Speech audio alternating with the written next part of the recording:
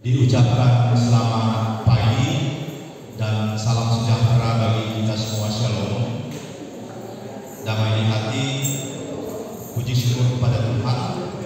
Kita boleh ada lagi dalam satu persekutuan ibadah di rumah Tuhan ini, dan ibadah saat ini dalam bentuk ibadah KPI, kebaktian penyelenggaraan iman, yang akan dipimpin oleh yang terkasih Bapak Pendeta Dedi Kasil Master Teologi.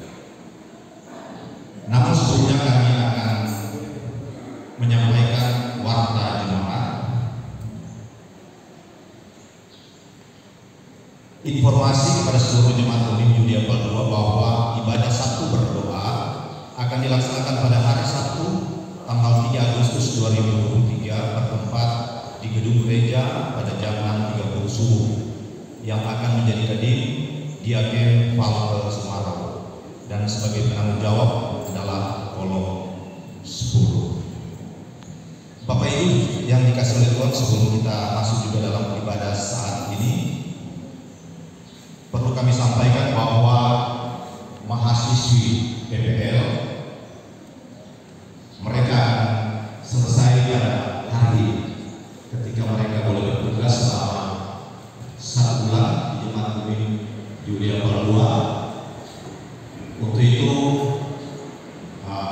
kami memberikan kesempatan kepada mahasiswi yang sempat bertugas di Jemaat Umum Yudia Palua. Ada sepatah kata yang mungkin akan disampaikan oleh kedua mahasiswi ini, karena besok hari mereka akan kembali ke kampus mereka. Disilakan kepada kedua mahasiswi yang ada.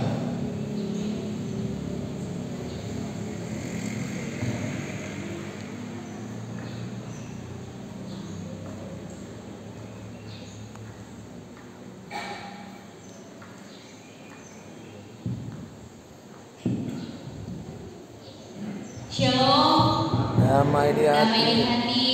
Shalom. Sungguh menjadi suatu sukacita yang sangat luar biasa ketika kami sebagai mahasiswa PPL praktek pengenalan lapangan boleh berada bersama-sama dengan jemaat Umum Yudia Palua. Kami boleh diberikan kepercayaan oleh Badan Pekerja Majelis Jemaat dan juga pelayan khusus yang ada untuk kami melayani di jemaat ini.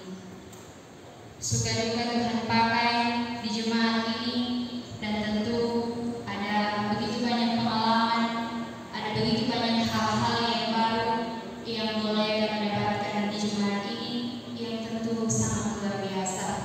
Bersyukur boleh bisa saling mengenal satu dengan yang lain, antara pelayan khusus tetapi juga dengan anggota jemaat yang sangat baik. Kami percaya ini bukanlah suatu kebetulan kami boleh ada di tempat ini, melainkan itu semua sudah ada dalam rencana Tuhan untuk mempertemukan orang semua. Dan ada begitu banyak kesan yang kami dapatkan di jemaat ini, yang kalau awalnya jam mengeluh karena memang jarak berjalan, tetapi itu tidak mengurangi rasa semangat kami untuk melayani jemaat ini. Maka daripada itu, dengan berakhirnya masa PPL ini di Jemaat Umum Yudia Palua, tentu ini tidak terlepas dari bantuan-bantuan oleh pihak-pihak yang terkait yang senantiasa menopang kami selama kami berada di jemaat ini, sehingga itu semua dapat berjalan dengan baik, dan semua itu karena campur tangan Tuhan. Maka daripada itu, kami mengucapkan terima kasih yang pertama kepada Ketua Badan Pekerja Majelis Jemaat Umum Yudia Palua. Kami sebut dengan kasih Pendeta Jacqueline Soan Warok 9 STH, dan juga kepada Pendeta Imawati Dara Imawitana Sarjana Teologi, bersama juga dengan Kak Vikaris Pendeta Kak Dayana Laka STH. Kami mengucapkan terima kasih yang sebesar-besarnya karena boleh menjadi mentor, boleh menjadi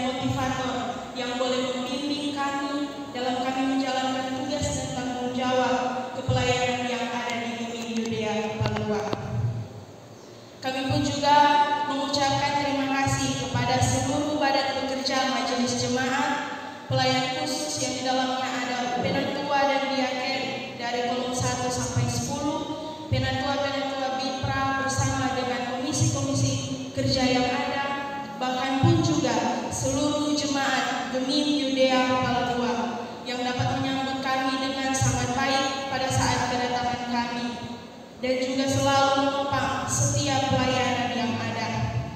Terima kasih karena boleh memberikan kami kesempatan untuk boleh melayani jemaat-jemaat, baik itu mulai dari ibadah-ibadah kolom dan juga ibadah-ibadah BIPRA yang ada. Tentu saja itu semua dapat menambah pengalaman kami, dapat menambah wawasan kami untuk keperluan studi kami selanjutnya.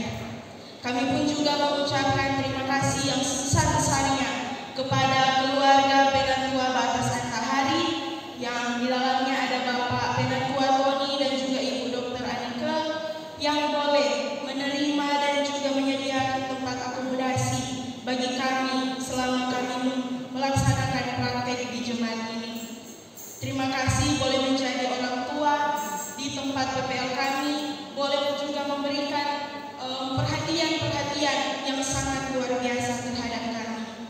Kami juga mengucapkan terima kasih kepada pegawai gereja, Kak Redi, Bapak Kostor, dan seluruh pihak-pihak yang tidak dapat kami sebutkan satu persatu, yang boleh terus menopang setiap tugas pelayanan ini sehingga kami boleh menyelesaikannya selama kurang lebih 1 bulan. Kami tidak dapat membalas setiap apa yang telah diberikan oleh jemaat. Akan tetapi kami yakin, kami mengimani bahwa semuanya itu diperhitungkan oleh Tuhan, dan biarlah Tuhan yang akan membalas setiap kebaikan hati dari Bapak, Ibu, Saudara-saudara yang dikasihi.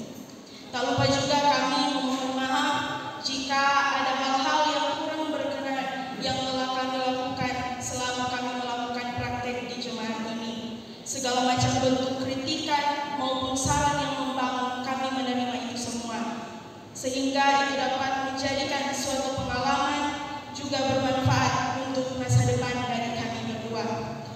Demikian berakhirlah sudah pelayanan dari kami yang ada di Gemim Yudea Palagua ini. Biarlah hanya tugas kepelayanan ini yang berakhir, tetapi tali persaudaraan yang telah dibangun akan tetap terus terjaga. Orang tua tidak akan melupa setiap kenangan yang boleh tercipta, pengalaman-pengalaman yang luar biasa bersama juga dengan orang-orang yang luar biasa. Kiranya Tuhan Yesus yang adalah Sang Kepala Gereja yang akan terus menyertai, bahkan pun terus memberkati jemaat sekalian. Demikian sepatah dua kata dari kami. Terima kasih. Tuhan Yesus memberkati. Shalom.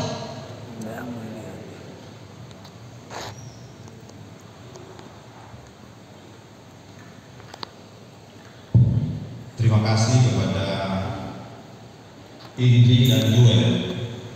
Tentu doa kita semua kedua mahasiswi akan sukses dalam studi mereka sebagai calon hamba Tuhan. Bapak Ibu yang dikasihi oleh Tuhan, akan mempersiapkan hati kita untuk ada dalam persekutuan saat ini. Sambil menyebut kadi, kita angkat satu pujian dari NNBT nomor 2, Dunia Tercipta oleh Karena Tuhan. Ibadah ini dalam pertolongan Allah Bapa, Anak dan Roh Kudus, tertabislah persekutuan ibadah pada pagi hari ini. Amin. Bapak Ibu Saudara yang diberkati Tuhan, saat ini kita akan membaca firman Tuhan di dalam kitab 1 Tawarik pasal 29 ayat pertama sampai dengan ayat yang ke-9. Sekali lagi 1 Tawarik 29 ayat pertama sampai dengan ayat yang ke-9. Saudara, sebelum kita membaca dan merenungkan bagian firman Tuhan, mari kita berdoa. Terpujilah Engkau Tuhan, sebab dalam kuasa-Mu Engkau memelihara dan menyertai kehidupan kami. Sehingga hari ini ada bukan karena kekuatan kemampuan kami, melainkan oleh berkat pemeliharaan-Mu. Sebab itu kami datang untuk sujud sembah sebagai ungkapan syukur terima kasih atas berbagai berkat yang teralami dalam kehidupan kami. Di tengah-tengah persekutuan yang bersyukur pada saat ini ya Tuhan, kami hendak membaca dan merenungkan kebenaran firman. Maka hamba-Mu berdoa, Roh Kudus Tuhan kiranya menerangi hati dan pikiran kami, supaya kebenaran firman-Mu yang hendak kami baca dan renungkan bersama pada saat ini memberkati kehidupan kami sekalian. Hanya dalam nama Tuhan Yesus kami sudah berdoa. Amin. 1 Tawarik 29 ayat pertama sampai dengan ayat yang ke-9. Mari kita baca firman ini secara berbalas-balasan. Sumbangan untuk pembangunan bait suci. Berkatalah Raja Daud kepada segenap jemaah itu, Salomo anakku yang satu-satunya dipilih Allah adalah masih muda dan kurang berpengalaman. Sedang pekerjaan ini besar, sebab bukanlah untuk manusia baik itu, melainkan untuk Tuhan Allah.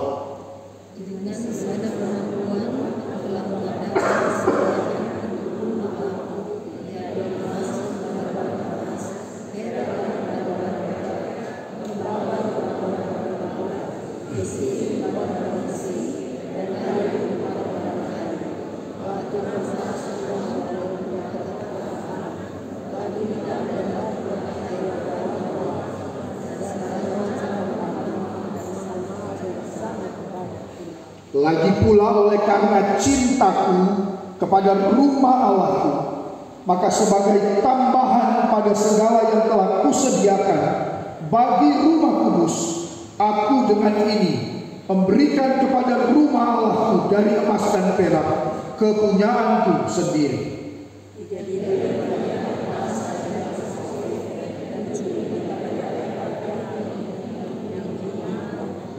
Yakni emas untuk barang-barang emas dan perak untuk barang-barang perak, dan untuk segala yang dikerjakan oleh tukang-tukang. Maka siapakah pada hari ini yang rela memberikan persembahan kepada Tuhan?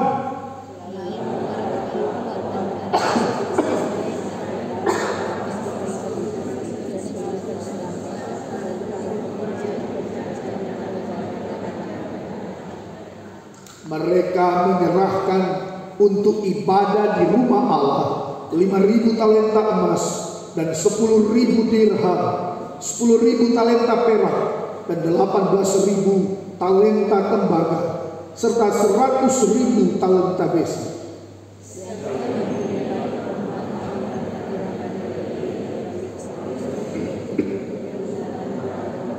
Bangsa itu bersukacita karena kerelaan mereka masing-masing, sebab dengan tulus hati mereka memberikan persembahan sukarela kepada Tuhan.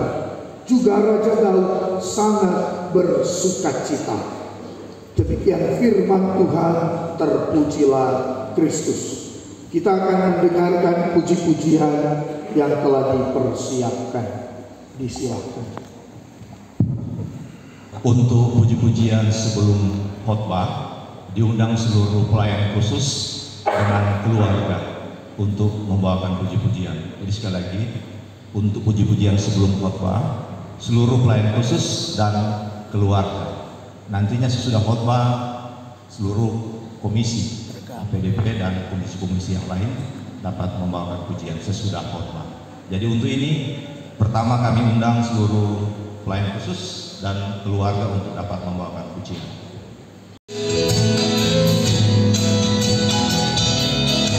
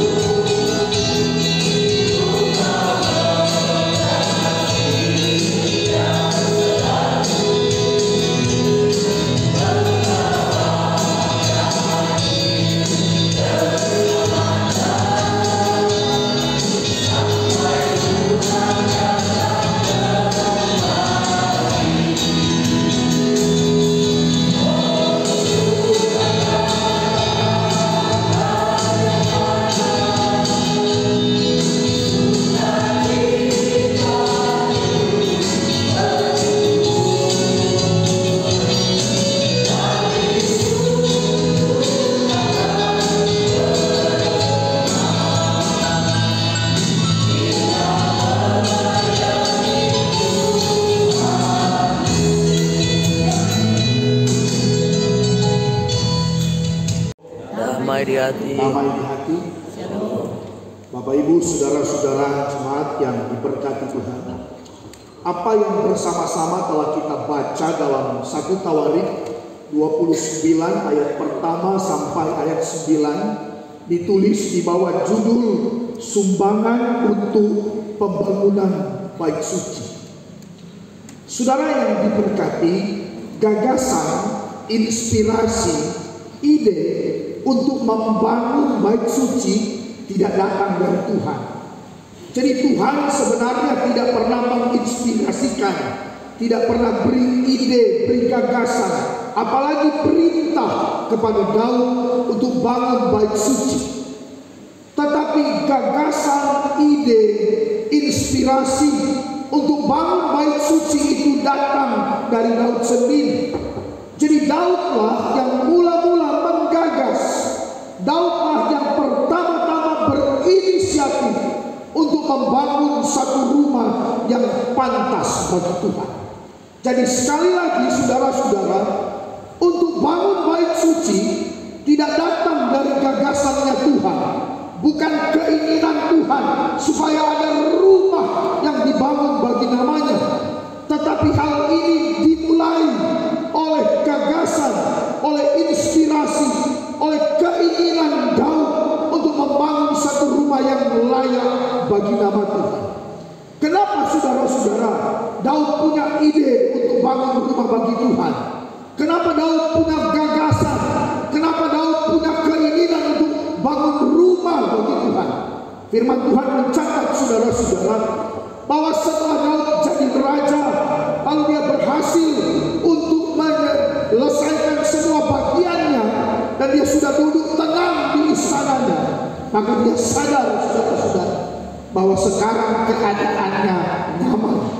Sekarang dia tinggal di istana, tapi bait Allah, tetapi tabut perjanjian Allah, simbol kehadiran Tuhan, masih tinggal di kemah pertemuan.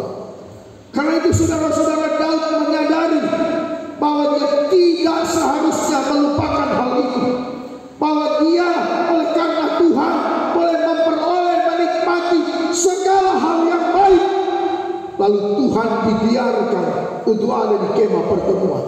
Jadi Daud sadar ini tidak benar, ya. Karena itu dia kemudian memikirkan untuk bangun rumah bagi Tuhan. Lalu saudara-saudara, niatnya itu firman Tuhan catat, dia sampaikan kepada Nabi Nathan. Dia katakan pada Nabi Nathan bahwa dia punya niat untuk bangun rumah bagi Tuhan. Lalu saudara yang diberkati Tuhan, Nathan bilang kepada Daud, lakukanlah apa yang dipikirkan oleh hati. Tapi saudara-saudara, sesudah itu Tuhan datang kepada Nabi Nathan dan mengatakan pada Nathan bahwa bukan Daud yang akan bangun rumah bagi Tuhan, melainkan anaknya. Sebab tangannya penuh darah, jadi dia tidak pantas untuk bangun satu rumah bagi nama Tuhan. Ya. Saudara yang diberkati Tuhan, dia punya gagasan, dia punya ide, dia punya keinginan untuk buat sesuatu yang menurutnya ini benar dan ini akan menyenangkan hati Tuhan. Tetapi saudara-saudara, firman Tuhan mencatat bahwa betul gagasan idenya diterima oleh Tuhan, gagasan idenya disetujui oleh Tuhan, tapi bukan dia yang akan bangun, melainkan anaknya. Ya. Bapak Ibu yang diberkati oleh Tuhan, gagasannya diterima, idenya diterima, inspirasinya diterima, tetapi bukan dia yang akan melakukan pembangunan. Saya tanya Bapak Ibu jemaat yang diberkati Tuhan, kalau saudara menjadi inisiator, ya, saudara menjadi seorang penggagas, saudara menjadi seorang yang memulai suatu proyek apapun itu, ya, Anda yang pikirkan, Anda yang rencanakan, Anda yang gagas, semua inspirasi bermula dari saudara. Tapi sekarang proyek itu disetujui, proyek itu diterima, gagasan ide-ide itu disetujui, tapi saudara disingkirkan. Saudara, bukan Anda yang akan ambil bagian, bukan Anda yang akan mengerjakan. Idenya bagus, gagasannya bagus, tetapi bukan kamu yang akan melaksanakan.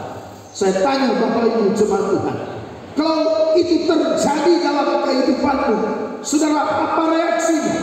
Apa yang akan Anda buat? Kalau gagasanmu, kalau idemu diterima, tapi engkau tidak dilibatkan di dalam mengerjakan, melaksanakan itu. Saya tanya saudara, kira-kira bagaimana perasaan saudara? Nah, kecewa, marah. Nah, kalau ide itu bangun gereja, lalu kemudian orangnya tidak dapat tanpa apa-apa untuk pembangunan gereja, maka dia bilang begini, lebih baik kita pindah jemaat. Betul lah, ya. Idenya datang dari sini, gagasannya datang dari sini, inspirasinya dimulai dari sini.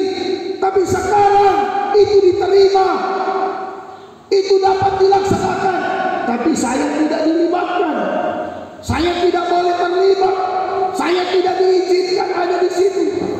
Maka jelas saudara-saudara, sebagai manusia kita bisa kecewa, kita boleh marah, dan kita boleh melakukan tindakan-tindakan tertentu untuk membatalkan ide gagasan yang ingin kita buat. Tapi pagi hari ini Bapak Ibu, kita baca kebenaran firman Tuhan. Waktu Tuhan bilang bukan kamu, tetapi anakmu. Apa Daud bilang? Ya, kalau begitu biar jangan dia yang bete. Karena bukan kita yang membete, bukan kita yang mengerjakan, bukan kita yang akan lakukan, tetapi anakku. Biar nanti dia kalau begitu. Yang penting kita sokase gagasan, sokase ide, cukup sampai di situ. Karena Tuhan yang mau kita bete, jadi ya sudah. Biar juga nanti Salomo cari segala yang diperlukan dan dibutuhkan untuk membangun bait Tuhan. Apa begitu Bapak Ibu? Apa itu yang kita baca dari firman pagi ini? Bukan. Ya, tidak. Kita tidak baca begitu. Idenya diterima, gagasannya diterima, inspirasinya diterima, tetapi dia sendiri ditolak untuk melakukan kegiatan pembangunan itu. Tapi saudara, kita memang perlu belajar dari Daud. Ya, Daud seorang raja yang punya hati seluas samudra. Dia punya hati yang besar, saudara-saudara. Sehingga kendati Tuhan menolak pribadinya untuk membangun rumah bagi nama Tuhan, tapi hal itu tidak menyurutkan cintanya dan kasihnya kepada Tuhan. Itu yang kita baca tadi dalam kebenaran firman Tuhan. Berulang-ulang kali bagian firman Tuhan itu bilang begini, ayat 3. Ya. Lagi pula oleh karena cintaku kepada rumah Allah. Di bagian akhir bacaan kita ayat 9, juga Raja Daud sangat bersuka cita. Kenapa dia tidak marah, saudara-saudara? Kenapa dia tidak kecewa? Padahal dia tidak diizinkan oleh Tuhan untuk membangun apa yang menjadi gagasan dan idenya. Kenapa saudara-saudara? Karena melalui kebenaran firman Tuhan, pagi hari ini kita belajar dari Daud pertama, saudara-saudara, bahwa apa yang dikerjakan oleh kebenaran firman Tuhan yang kita baca bersama-sama tadi adalah cara Daud untuk menunjukkan kasihnya kepada Tuhan. Catat baik. Ya. Kenapa dia tidak marah? Kenapa dia tidak kecewa? Kenapa gagasan idenya diterima tetapi pribadinya ditolak? Namun dia bersuka cita. Kenapa? Karena membangun bait Allah, membangun rumah bagi nama Tuhan adalah cara Daud untuk menyatakan kasihnya terhadap Tuhan. Itu caranya untuk menunjukkan bahwa dia mengasihi Tuhan. Ya. Sehingga tidak penting siapa yang akan bangun, tidak penting siapa yang akan buat, tetapi yang paling penting bahwa tempat itu harus ada, tempat itu harus jadi, bait Allah itu harus berdiri. Maka karena caranya menyatakan kasih kepada kepada Tuhan. Maka Daud kemudian firman ini mengumpulkan sumbangan untuk pembangunan bait suci. Bapak Ibu yang diberkati Tuhan, menurut 1 Raja-Raja 6 ayat 2, ya, bait suci itu panjangnya 60 hasta, lebarnya 20 hasta, dan tingginya 30 hasta. Jadi panjang 60 hasta, lebar 20 hasta, tinggi 30 hasta. Ukuran satu hasta itu 45 cm. Jadi kalau 60 hasta, panjangnya kurang lebih 27 meter. Kalau lebar 20 hasta, maka panjangnya, lebarnya 9 meter. Dan kalau 30 hasta, berarti tingginya 13,5 meter. Nah, mungkin kasih bahasa sedikit dari ini gedung gereja ini, ya. Tapi Bapak Ibu tahu tidak berapa nilai bait suci yang Salomo bangun? Sudah, berapa nilai bait suci yang Salomo bangun? Ya, 689. Itu angka yang saya baca ketika coba-coba dihitung dari pemberian sumbangan yang ada, maka diperkirakan kira-kira jumlah nilai dari bait suci itu 689. Apa Bapak Ibu? 689 apa? Hah? Juta? 100 juta? Atau 689 miliar? Ya? Berapa nilai? 689 triliun. Itu nilai bait suci. Satu bangunan yang sangat megah dan mewah, karena hampir seluruh bagiannya dilapisi dengan emas murni. 1 talenta itu nilainya 34 kilogram. 1 talenta. Daud saja menyumbang 3.000 talenta emas, sekitar 102.000 kilogram emas murni. Jadi kalau nilainya mencapai angka yang fantastis, saya katakan pagi hari ini, bukan angkanya yang kita mau lihat, tapi bagaimana cara Daud menyatakan kasihnya terhadap Tuhan. Jadi dia boleh ditolak untuk bangun bait suci, tetapi itu tidak menyurutkan niatnya untuk menyatakan bahwa ia mengasihi Tuhan yang berkenan memberkati kehidupan. Jadi pagi hari ini yang pertama, oleh kebenaran firman Tuhan kita belajar bahwa melalui pembangunan bait suci dengan mengumpulkan sumbangan dalam rangka membangun bait suci itu, maka Daud menunjukkan ia mengasihi Tuhan, dan caranya untuk mengumpulkan bahan-bahan itu menunjukkan bahwa ia sungguh-sungguh mengasihi Tuhan. Jadi pertanyaan saya pagi hari ini, kalau dengan cara itu Daud menunjukkan bahwa dia mengasihi Tuhan, pagi ini saya bertanya jemaat, bagaimana Bapak Ibu jemaat Tuhan menunjukkan caranya bahwa saudara-saudara mengasihi Tuhan?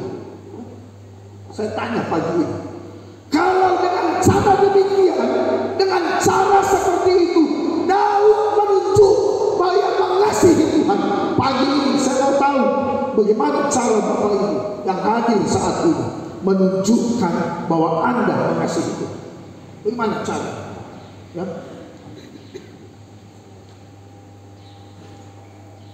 Mungkin tidak di jemaat Gemim Yudea Papua, tapi di banyak tempat saudara-saudara, kalau ada banyak permintaan bantuan, ada banyak permintaan sumbangan, maka jemaat biasanya mulai mengeluh. Waduh, gereja tidak habis-habis permintaannya. Dari minta ini, sekarang minta itu, lalu minta begini dan minta begitu. Wah, gereja tidak habis-habis. Ada yang pernah kasih 1 kilo emas di gereja. Kira-kira ada? Belum ada pasti. Ya, sedang 10 gram masih berpikir, ya kira mau kasih ternyata ya. Karena itu pagi ini Bapak Ibu, lewat kebenaran firman orang belajar, kita diingatkan apa itu? Bahwa ternyata saudara-saudara, orang sampai hari ini mungkin kalau diperhitung-hitungkan mungkin belum ada apa-apanya dibandingkan dengan Daud dan orang-orang Israel yang ada pada waktu itu, yang menunjukkan cara mereka mengasihi Tuhan dengan memberikan yang terbaik yang mereka miliki. Perhatikan firman Tuhan tadi ayat 2. Daud bilang begini, dengan segenap kemampuan aku telah mengadakan persediaan untuk rumah Allahku, yakni emas untuk barang-barang emas, perak barang-barang perak, dan seterusnya. Ya, tidak cukup saudara-saudara. Dia bilang begini ayat 3, aku dengan ini memberikan kepada rumah Allahku dari emas dan perak kepunyaanku sendiri. Jadi coba lihat, dia sudah kumpul, dia sudah cari emas, perak, semua dia cari. Lalu dia bilang, belum cukup. Oleh karena cintaku kepada rumah Allahku, aku memberikan dari milikku sendiri 3.000 talenta emas. Kali ini tadi pendeta bilang 3.000 kali 34 kilo, 102.000 kilogram emas murni, bukan kadar 17, murni emas 24 karat. Jadi saudara yang diberkati Tuhan, karena itu pagi hari ini torang oleh firman Tuhan diingatkan, jangan gampang mengeluh. Ya, belum habis satu kegiatan, so ada kegiatan baru. Ya, habis habsa bapak, so habsa ibu. Baru ada anak pemuda, remaja, anak sekolah minggu, bertubi-tubi habis-habis. Saudara yang diberkati, firman kasih tina pagi ini, bahwa orang-orang Israel bersama Daud, mereka menunjukkan bagaimana cara mereka mengutarakan, memperlihatkan cara mereka mengasihi Tuhan dengan memberikan apa yang mereka miliki. Karena itu sekali lagi, pertama pagi hari ini sebagai hamba Tuhan, saya mau tanya, bagaimana cara Bapak Ibu, bagaimana cara kita menyatakan kasih kepada Tuhan? Karena itu stop hitung-hitung dengan Tuhan, karena Tuhan tidak pernah baku hitung dengan Tuhan. Apa yang orang punya, apa yang orang miliki, berikan yang terbaik untuk Tuhan. Amin. Amin. Yang kedua, Daud bilang begini, Salomo anakku yang satu-satunya, dipilih Allah, adalah masih muda dan kurang berpengalaman. Salomo, saudara-saudara, dalam Alkitab tidak disebutkan berapa usianya waktu jadi raja. Karena itu ada ahli yang mengatakan usianya belasan tahun, tapi ada ahli juga yang bilang 20 atau 21 tahun. Tetapi berapapun usia Salomo, apa itu belasan tahun atau 20 atau 21 tahun, tetap itu usia yang sangat muda untuk menjadi raja pada waktu itu. Karena itu Daud sadar bahwa Salomo sendiri kemungkinan tidak akan dapat membangun bait Allah kalau tidak ditopang dan didukung. Sebab itu saudara-saudara yang diberkati Tuhan, dalam kebenaran firman kita baca, Daud berinisiatif untuk mengumpulkan bahan-bahan yang nantinya akan dipakai untuk membangun bait suci. Tapi coba perhatikan, pada waktu bait suci itu dibangun oleh Salomo, setelah bait suci itu selesai dibangun, Alkitab tidak pernah bilang, orang-orang tidak pernah cukup bait suci Daud. Nah, tapi dia bilang bait suci Salomo. Bait suci Salomo. Kenapa? Karena Salomo yang bangun. Padahal kita baca dalam firman Tuhan, hampir semua bahan-bahan dikumpulkan dan dipersiapkan oleh Daud. Tapi namanya nama Salomo. Apa artinya? Yang kedua, lewat kebenaran firman pagi ini, orang belajar arti dan nilai ketulusan. Sama dengan susu cap nona. Toh susu sapi, mar dia bilang nona ke susu. Karena cap nona, mar sebenarnya susu sapi. DP sapi sebenarnya pernah dapat cumu, cuma nona yang dapat cumu.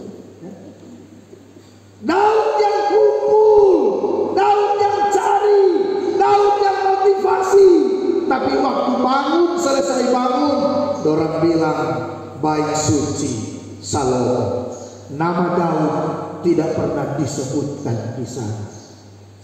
Tapi dari firman Tuhan orang belajar nilai ketulusan. Itulah yang Tuhan Yesus maksudkan. Kalau kasih tangan kanan, tangan kiri tidak perlu tangan. Baru sumbang semen 100 sak, kurang tanya-tanya apa panitia. Tapi nama coba baca belum. Belajar itu arti ketulusan. Dari Daud dalam kebenaran firman ini orang belajar yang dia kumpulkan tidak ternilai jumlahnya dan banyaknya. Yang dia kumpulkan saudara-saudara luar biasa. Tapi dia tidak pernah minta namanya ada di daftar sumbangan. Tetapi Tuhan memangnya tidak pernah lupa. Dan karena itu cerita ini dicatat dalam bagian firman Tuhan. Karena itu pagi ini orang diajarkan untuk bersama dengan Tuhan mesti ada ketulusan, tulus dalam hal memberi. Kalau orang beri tenaga, beri yang terbaik. Kalau orang beri uang yang ada pada kita, beri yang terbaik dengan tulus hati. Jangan orang kasih, orang hitung-hitung. So kasih, mak orang rekeng-rekeng. Lalu orang bilang, tuh so banyak aja kita kasih. Kalau Tuhan rekeng yang dia kasih ke orang, maka tidak terhitung jumlah dan nilai. Jadi lewat kebenaran firman pagi hari ini kita diingatkan nilai sebuah ketulusan dalam pelayanan. Orang-orang yang ada dalam pelayanan itu adalah mereka yang selalu bersedia untuk dilupakan. Saya sekarang masih melayani di jemaat Gemim Anugerah Kota. Orang akan bangun gereja yang lebih besar dari gereja ini. Kalau jadi, dan pasti akan jadi, saudara-saudara. Tetapi kita bilang Pak Jemaat, kita sadar bahwa tidak di periode pendeta Teddy ini gedung gereja akan selesai. Mungkin masih butuh kurang lebih 5 tahun lagi bahwa gedung gereja ini akan selesai. Kendati itu gagasannya datang dari saya, idenya datang dari saya yang memotivasi, yang mempelopori, yang mengingatkan, menggairahkan jemaat itu bangun itu.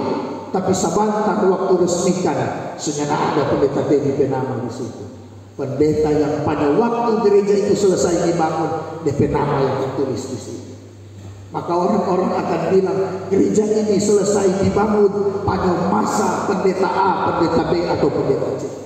Tapi kami yang memulai, kami yang memotivasi, kami yang berusaha bersusah payah, nama-nama kami tidak lagi disebutkan di sana. Tapi saya percaya dicatat di buku kehidupan. Amin. Amin. Jadi Bapak Ibu yang diberkati Tuhan, jangan hanya suka ditulis di warta jemaat. Usahakan ditulis di buku kehidupan.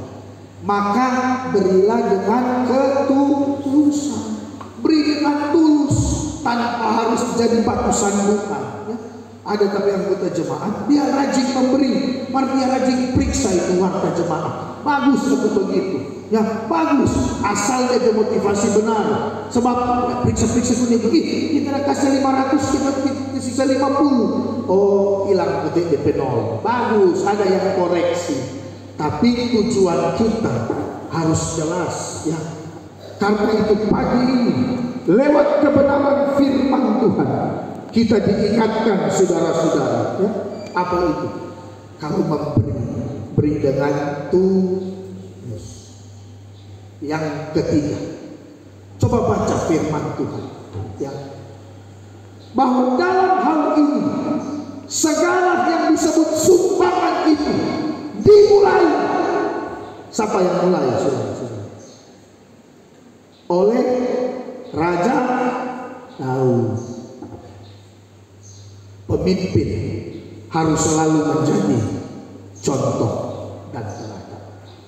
Setelah Daud memberi contoh, setelah Daud menjadi teladan, ayat 6 firman Tuhan yang kita baca, dia bilang begini, lalu para kepala puak, para kepala suku Israel, para kepala pasukan 1000, pasukan 100, dan para pemimpin pekerjaan untuk raja menyatakan kerelaannya.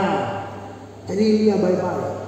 Mulai dari Daud, dia turun kepala-kepala, dari kepala baru dia pergi pas seluruh anggota jemaat. Ayat 8, bangsa itu bersukacita karena kerelaan mereka masing-masing. Mulai dari Daud, turun pak kepala-kepala, baru pergi pas seluruh bangsa. Jadi firman ini kasih ingat bahwa para pemimpin-pemimpin adalah mereka yang pertama-tama, yang mula-mula harus menjadi contoh dan teladan. Karena itu di daftar sumbangan, kalau mau berjalan ke jemaat, nomor urut 1 adalah penatua dan diaken. Kalau meminta partisipasi dari antara pelayan khusus, maka nomor urut 1 pendeta.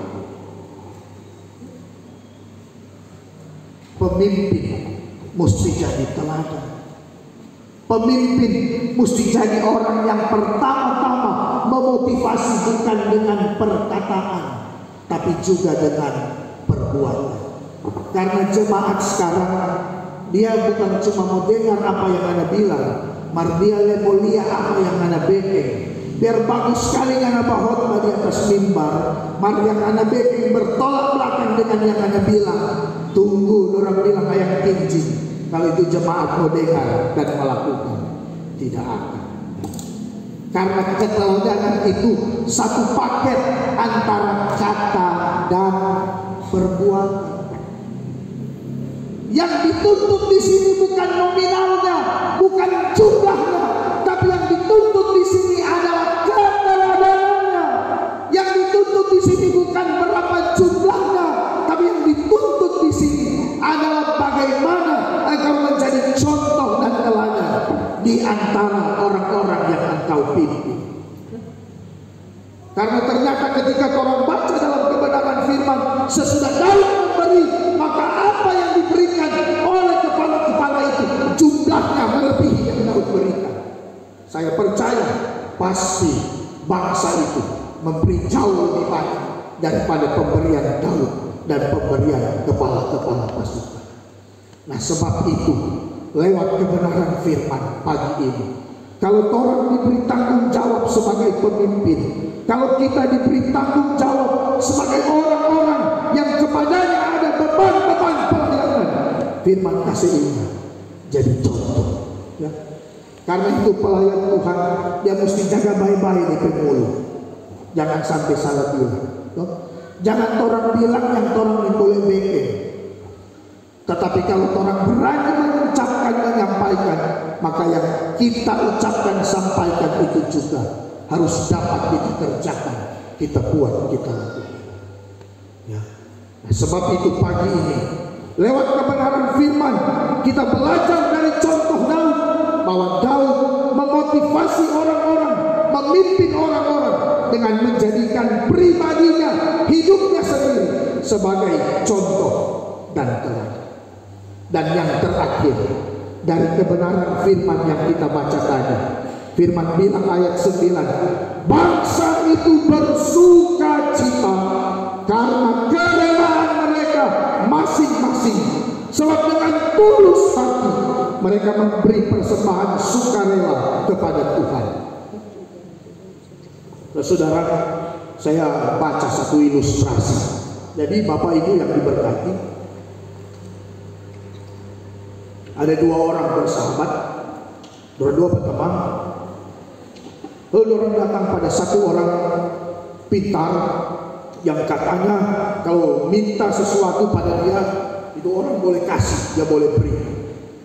Lalu saudara-saudara yang diberkati, waktu mereka sampai kepada orang itu bilang begini, sisa ada 2 karunia pada saya, tinggal ada 2 karunia, karunia memberi dan karunia menerima. Ya. Karunia memberi, karunia menerima. Jadi 2 sahabat ini waktu mereka sampai, orang itu bilang padanya tinggal ada 2 karunia, karunia memberi dan karunia menerima. Jadi orang tua berharga. Lalu orang itu bilang, silakan, siapa mau minta duluan? Siapa mau minta karunia apa atau karunia itu? Kalau saat ini pendeta tanya, Bapak Ibu, kalau ada tinggal 2 karunia, memberi dan menerima, saudara pilih talenta mana? Memberi. Nah, saudara pilih talenta mana? Memberi atau menerima? Memberi. Hah? Memberi. Memberi atau menerima? Memberi. Memberi. Mana tuh petugas toiletnya? Kumpul tuh. Ya. Ah, pendeta mulia, betul atau nyanyi? Siap. Saudara-saudara yang diberkati Tuhan, orang dua aku ambil. Karena yang satu sadar, kalau satu lebih dulu minta, maka dia akan dapat lebih sisa. Akhirnya orang dua undi, ambil koin, undi, lempar sesuai kesepakatan. Yang pertama dapat, dia yang pertama pilih. Maka satunya pilih, karena suruh pilih, dia berbeda dengan Bapak Ibu. Tadi Bapak Ibu bilang memberi, puji Tuhan. Tapi ini orang yang berpikir, memberi berarti habis. Jadi dia minta, saya memilih pertama karunia menerima. Jadi itu satu, terpaksa karena sisa itu, dia tidak minta apa boleh buat. Jadi dia terima karunia memberi. Ya. 20 tahun kemudian, 2 orang ini bertemu secara tidak direncanakan. Mereka bertemu di lampu merah. Yang punya karunia menerima, dia ada berdiri sambil pegang black, minta-minta di pinggir jalan. Sementara yang punya karunia, dapat karunia memberi, ada duduk di auto mewah. Lalu saudara-saudara, itu yang punya karunia menerima, dia bilang, parkir dulu. Nah, parkir dulu. Dia bilang, parkir yang memberi. Bukankah kita yang dapat karunia menerima? Sementara Ngana dapat karunia memberi, siapa Ngana lebih kaya dari kita? Sebab logikanya, kalau menerima harusnya punya bakat, kalau memberi seharusnya kekurangan. Tapi apa yang punya karunia memberi itu bilang begini, karena kita diberi karunia memberi, maka Tuhan mesti kasih pada kita berkat lebih supaya kita boleh memberi kepada yang lain. Amin. Amin. Maka ini jemaat karena pilih karunia memberi, Tuhan akan berkati. Beri kemuliaan bagi nama Tuhan. Kenapa bangsa itu Tuhan berkati? Karena mereka punya ketulusan dan kerelaan ketika memberi. Kenapa mereka punya ketulusan kerelaan? Karena hatinya tidak terikat kepada angka-angka, kepada nilai-nilai, kepada nominal. Kalau orang terikat kepada angka-angka, kepada nilai-nilai, kepada nominal yang kita berikan, percaya saudara-saudara, Anda tidak akan punya karunia memberi.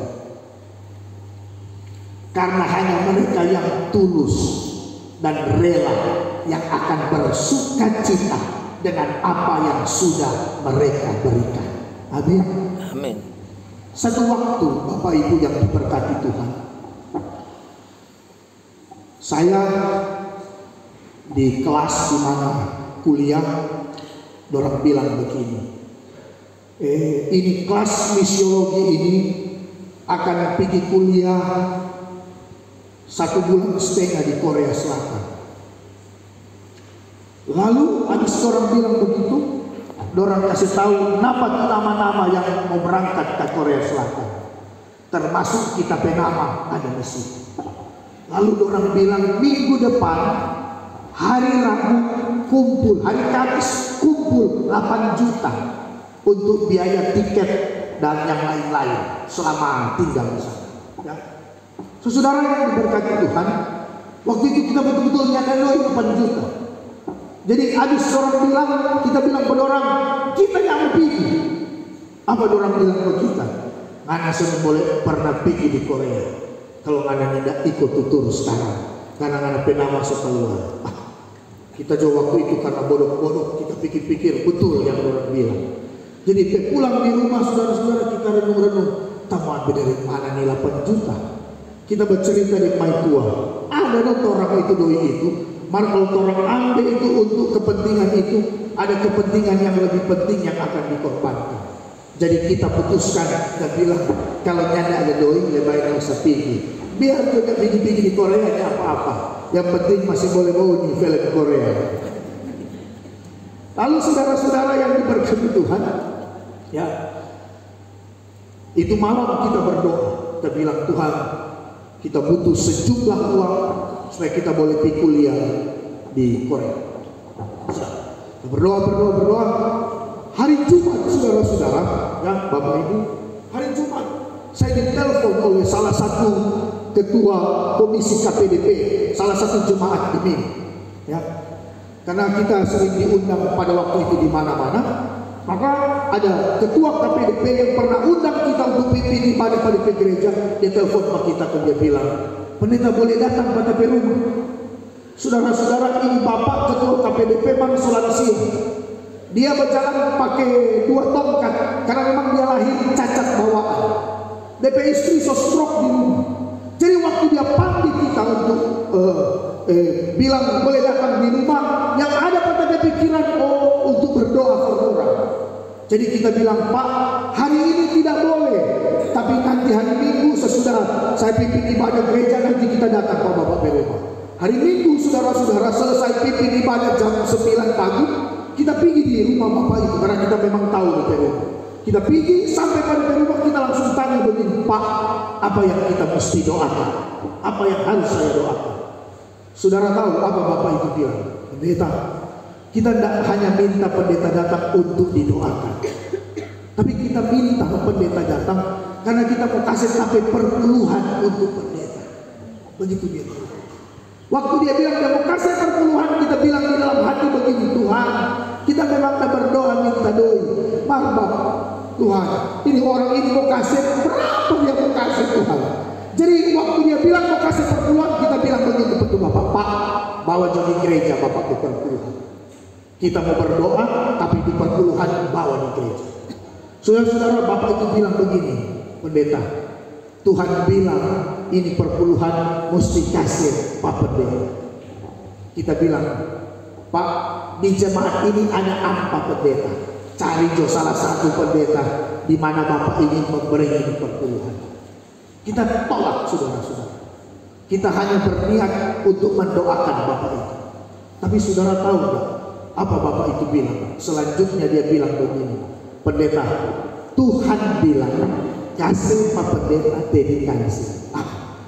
Saudara-saudara, kita sesudah tanya bagaimana cara Tuhan bilang pada dia. Maka waktu dia bilang, Tuhan bilang kasih Pak kita terdiam. Lalu kita sejenak merenung, kita berdoa, kita tanya Pak Tuhan, apa Tuhan bermaksud? Sambil kita sementara merenung berpikir tentang itu, tiba-tiba kita ingat cerita tentang janda di Sarfat dan Elia. Sudah pernah ingat cerita itu? Waktu sungai Kerit menjadi kering, Tuhan bilang Pak Elia pergi pada janda di Sarfat. Sarfat itu wilayah Sidon, itu daerah orang Filistin. Jadi ini bukan janda orang Israel, ini janda orang Filistin. Ini musuh bangsa Israel. Tapi Tuhan suruh Elia pergi ke situ. Dan Elia mendengar apa yang Tuhan sampaikan. Dia datang pada janda itu. Mungkin juga di perjalanan Elia pikir-pikir, kenapa jadi pacaran? Dan betul ketika dia sampai di tempat janda itu, dia menyatakan maksudnya untuk memperoleh sedikit makanan dari janda itu. Saudara, firman Tuhan bilang apa? Janda itu bilang, yang ada padaku hanya sedikit minyak dalam buli-buli dan segenggam tepung dalam tempayan, yang cuma cukup satu kali makan. Sesudah itu aku dan anakku akan mati. Saudara tahu, Elia bilang, buatkan dahulu bagiku satu buah roti bundar kecil. Perempuan itu taat. Dia buat satu buah roti bundar kecil bagi Elia. Lalu sesudah itu dia dan anaknya makan. Apa firman Tuhan bilang? Ya, selama hujan tidak turun, maka minyak dalam buli-buli dan tepung dalam tempayan tidak pernah habis. Persediaan yang cuma cukup satu kali makan, firman Tuhan bilang, selama hujan tidak turun, minyak dalam buli-buli, tepung dalam tempayan tidak pernah habis. Saudara tahu, Bapak Ibu, berapa lama hujan tidak turun? 3 tahun. 3 tahun. Ya. Persediaan yang cuma cukup satu kali. 3 tahun Tuhan pelihara janda dan anak. Saudara-saudara, waktu kita ingat cerita ini, kita sadar apa itu? Bahwa persembahan yang mau diberikan kepada saya bukan untuk saya, tetapi untuk mereka. Dan saya berdoa waktu itu, Tuhan, selama mereka hidup, kiranya keluarga ini tidak akan kekurangan sesuatu yang baik. Sampai hari ini itu persembahan kita dapat. Kita buka DPD dalam, ada 130-an ribu, ada 50 ribu, 20 ribu, 10 ribu, 1000, ada doi picis. Kenapa kita tak pakai? Untuk mengajarkan bagi kita bahwa ada orang-orang yang sangat susah tetapi punya keinginan untuk memberi. Sehingga dari situ kita sadar, memberi bukan soal mampu, tapi soal mau. Karena banyak orang biar mampu, kalau tidak mau memberi, pemberian itu akan diberikan bukan dengan kerelaan, diberikan dengan sungut-sungut, tidak pernah menjadi berkat. Jadi ingat-ingat, kalau orang ada kasih sesuatu, mar di hati semacam ada penyesalan, ya kasihan, sia-sia yang orang kasih. Karena kalau memberi, firman bilang dalam bacaan yang kita baca tadi, bangsa itu bersuka cita. Daud sangat bersuka cita. Mengapa? Karena kerelaan dan dengan tulus hati mereka memberi persembahan. Jadi pagi ini saudara, pendeta kasih ini, apapun yang orang mau lakukan, kerjakan dan berikan untuk Tuhan. Beri dengan rela dan beri dengan suka. Kalau orang dipanggil jadi penerima tamu, ya terima tamu dengan sukacita, kasih bagus tuh senyum. Sebelum datang di gereja latihan dulu, lihat tuh gigi di muka cermin dong, pasang senyum yang terbaik. Karena kalau orang penerima tamu, jemaat datang ke dia, duduk di situ. Baru memulai ibadah tuh orang datang ke gereja, so hilang sejahtera di hati. Karena apa? Penerima tamu tidak ada kerelaan dan tidak ada ketulusan untuk melayani. Ya, begitu pelayan khusus, ya, itu solalat. Jadi dia mulai marah-marah ke jemaat. Paling banyak pelayan khusus marah bukan jemaat, marah DP pasangan, suami atau istri atau DP anak-anak. Ya.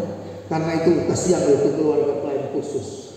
Lain kali karena selalu pelsus keluarga baku ikut dapat DP marah-marah. Nah, pendeta kasih ingat pagi ini. Ya, apapun yang kita kerjakan, lakukan untuk Tuhan dengan bentuk apapun, selalu lakukan dengan ketulusan, lakukan dengan sukarela supaya ada sukacita. Kalau ada sukacita, maka ada berkat-berkat Tuhan. Amin. Amin. Tuhan Yesus memberkati firman-Nya. Haleluya. Disilakan pujian selanjutnya. Komisi kerja untuk dapat membawakan pujian dan panitia hari raya gereja. Seluruh komisi kerja, baik itu komisi pembangunan, komisi KPDP, komisi aset, komisi musik gereja, silakan untuk membawakan pujian untuk Tuhan.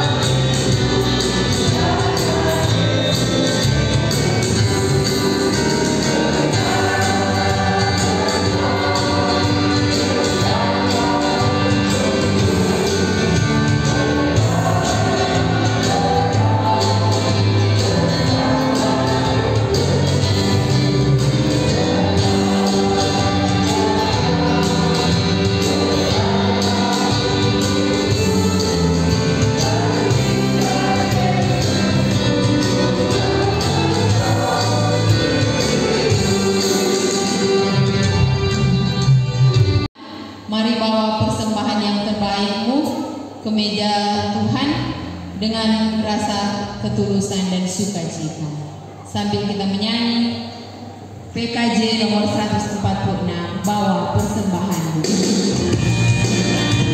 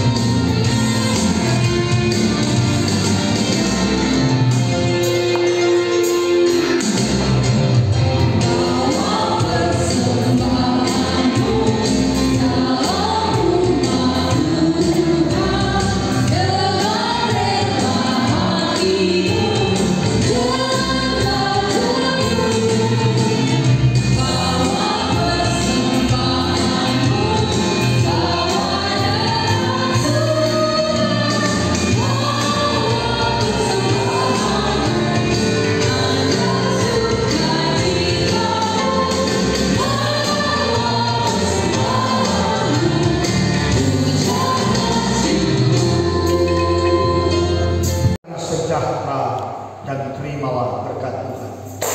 Kasih karunia dan damai sejahtera di dalam Tuhan Yesus Kristus senantiasa menyertai dan memberkati kita sekalian dari sekarang ini sampai Maranatha, Tuhan datang kembali.